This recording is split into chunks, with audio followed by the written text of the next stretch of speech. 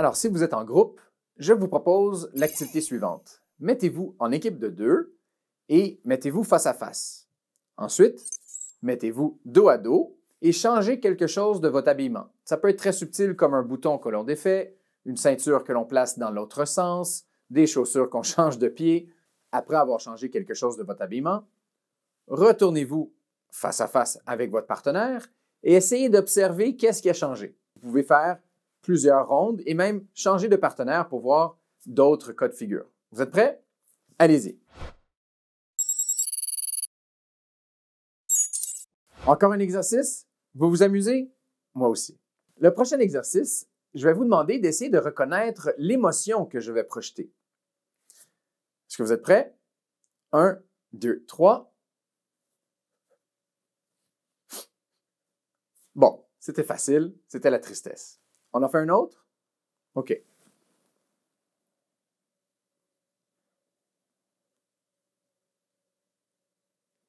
Quelle était cette émotion?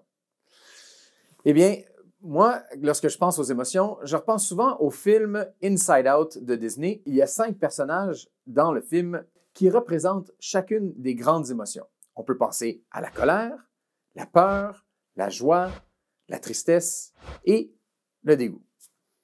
Ce que je jouais, c'était le dégoût. Est-ce que vous l'avez remarqué?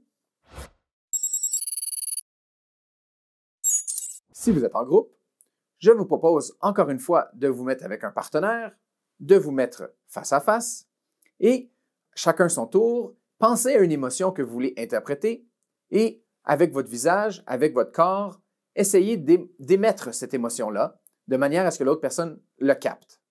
Vous êtes prêts? Allez-y.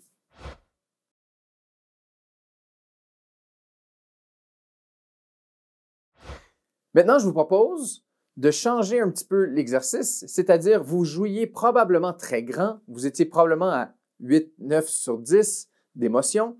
Essayez de baisser un peu le volume et de baisser ça à 5 sur 10 ou 4 sur 10. Je vous donne un exemple. La joie à 10 sur 10, c'est... Alors que la joie à 5 sur 10, c'est... Voilà. Essayez de réduire un peu le volume. Vous êtes prêts? Allez-y.